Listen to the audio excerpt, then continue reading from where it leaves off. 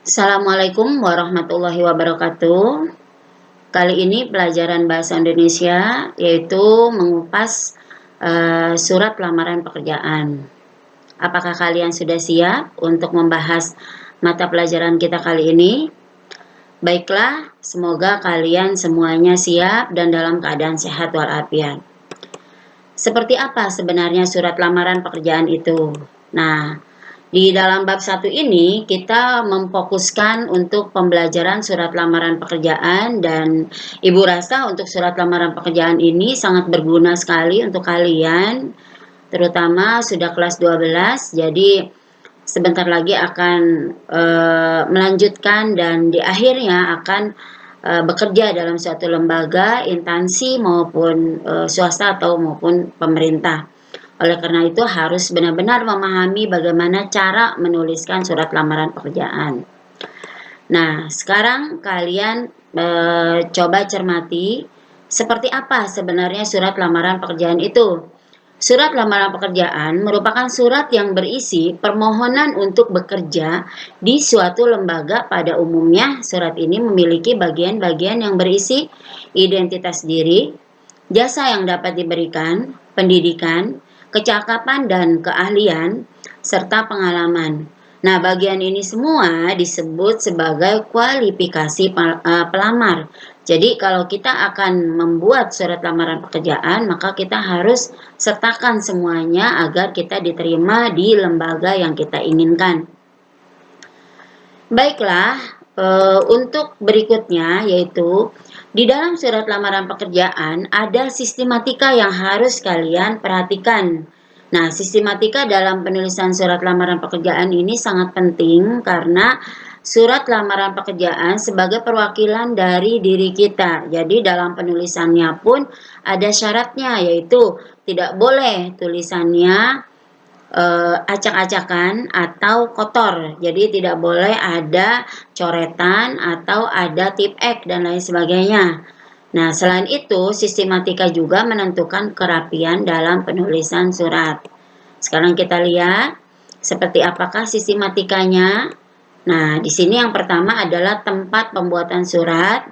Kita harus menuliskan bagaimana tempat pembuatan surat kita itu, kita berasal dari mana dan di mana.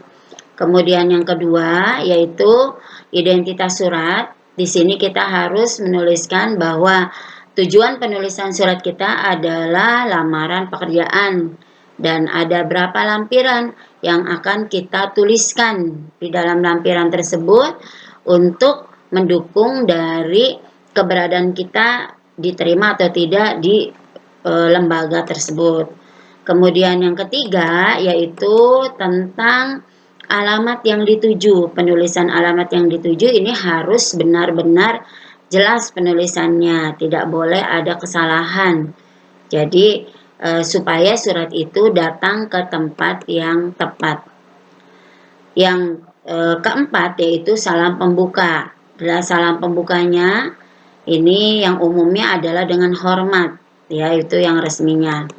Selanjutnya, sistematika berikutnya adalah tentang kalimat pembuka. Di dalam penulisan kalimat pembuka, kita harus menuliskan dengan kalimat-kalimat yang sopan. Tentu saja penggunaan kalimat yang sopan ini akan membuat orang lain yang membaca surat kita menjadi memahami karakteristik si pelamar itu seperti apa orangnya. Selanjutnya adalah bagian isi, yaitu berupa identitas pelamar. Penulisan identitas juga benar-benar harus jelas, ya, sesuai dengan nama kita yang jelas, alamat dan lain sebagainya, agar nanti ketika kita mendapatkan surat balasan maka tidak akan salah alamat yang terkirim berikutnya. Yang selanjutnya masih pada bagian isi, yaitu bagian lampiran. Penulisan pada bagian lampiran pun harus benar-benar kita perhatikan, ya. Juga kita harus menuliskan lampiran itu berdasarkan kompetensi yang kita miliki. Kalau kalian memiliki sertifikat yang banyak, maka silahkan dituliskan berapa fotokopi sertifikat yang kalian lampirkan. Itu akan membuat kalian menjadi referensi kalian untuk bisa diterima di perusahaan atau di lembaga pemerintahan tersebut. Berikutnya adalah di bagian penutup. Nah, pada bagian penutup, kalian harus menggunakan kalimat yang santun dan kalimat yang jelas, ya. Itu kalimat di dalam surat. Nah, sekarang bagian terakhir yaitu bagian dari salam penutup dan nama jelas. Jangan lupa sertakan dengan tanda tangan. Nah, inilah bagian sistematika surat lamaran pekerjaan yang harus kalian ketahui.